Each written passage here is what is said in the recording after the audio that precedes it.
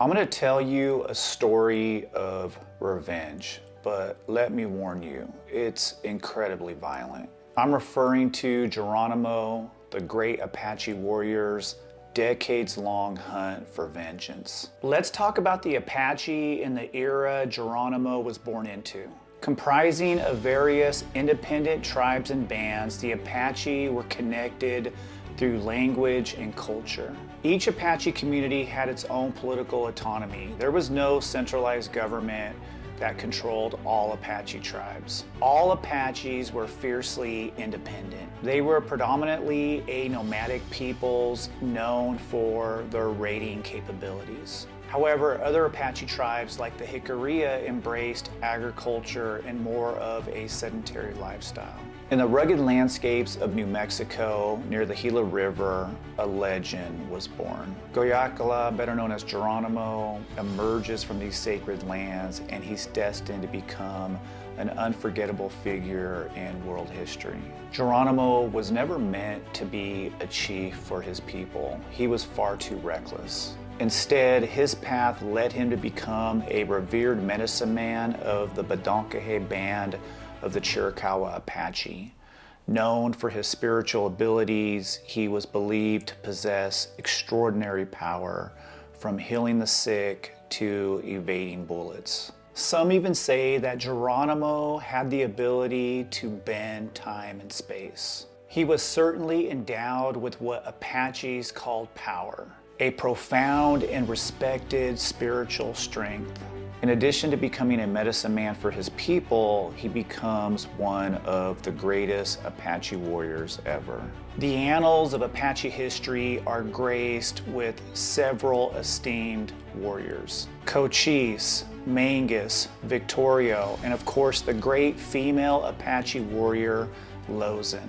These names, along with Geronimo and several others, help shape Apache military history. But Geronimo is probably the best known warrior of them all. Geronimo's early days as a child are fairly peaceful, and he comes from a humble Apache family. But as European colonizers begin to move into Apache territory, things begin to change dramatically, especially after Mexico wins its independence from Spain. Geronimo would go on to hate the Mexicans, and let me tell you why.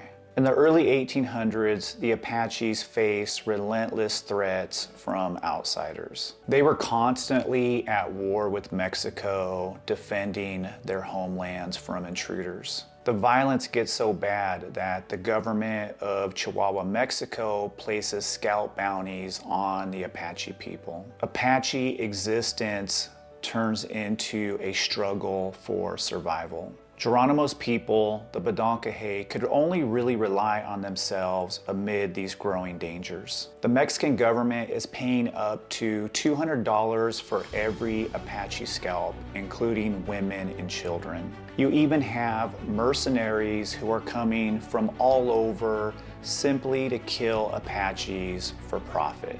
And the Mexican army is commissioned to exterminate the Apache.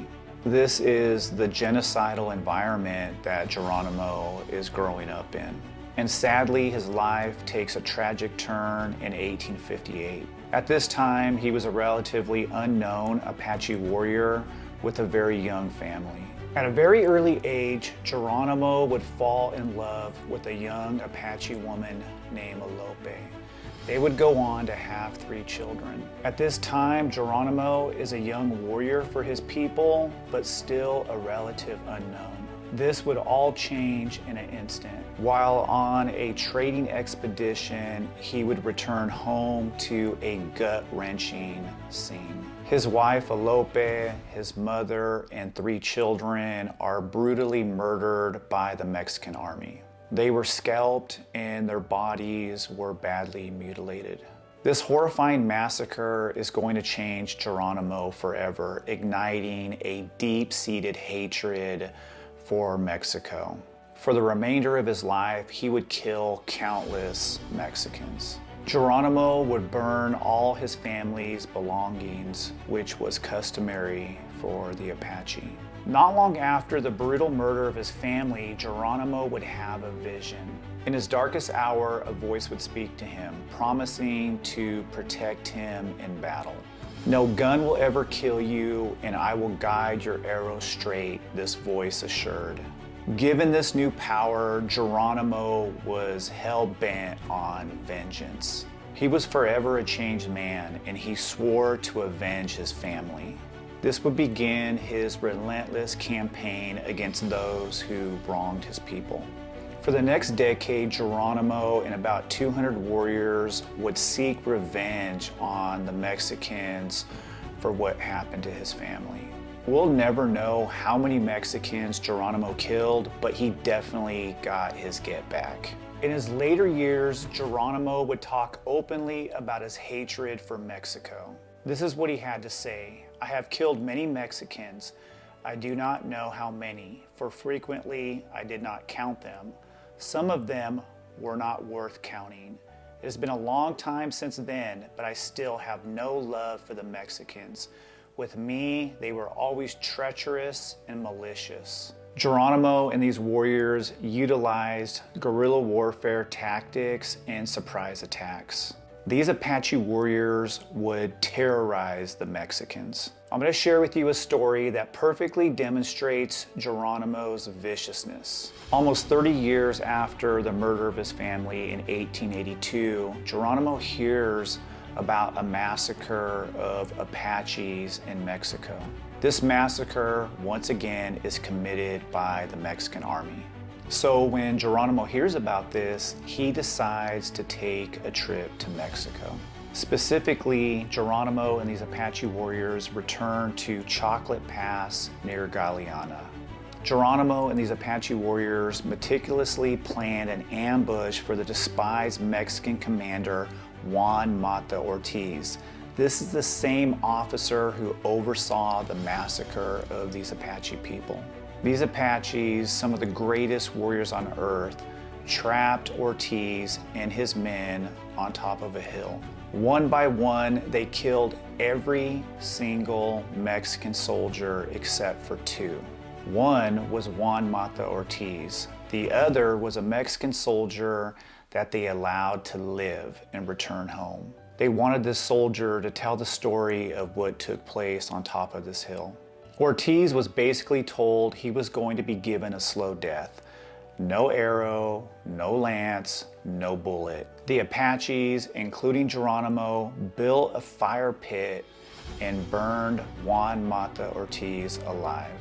People come from all over the world to visit this place where Geronimo and the Apaches killed Juan Mata Ortiz. Apparently, you can still see the indention of the fire pit where they burned him alive. And in some cases, tourists will find empty shell casings from the battle. I think Juan Mata Ortiz got what he deserved. Geronimo's campaign against the Mexicans and eventually the Americans extend far beyond this little-known battle. His resistance to settler colonialism would continue for years, making him a symbol for indigenous resilience. He would eventually surrender in 1882 and live out the remainder of his life as a prisoner of war. Geronimo's impact extends way beyond the pages of history. Today, he's remembered as a hero in Apache culture, a symbol of resistance against settler oppression. His story resonates with the struggles of indigenous peoples worldwide, reminding us of the price of freedom and, of course, the cost of vengeance. Geronimo's story is pretty incredible. Feel free to share your thoughts in the comment section, and if you want to know more about the Apache, let me know. And don't forget to like, share, and subscribe if you like these Native American stories.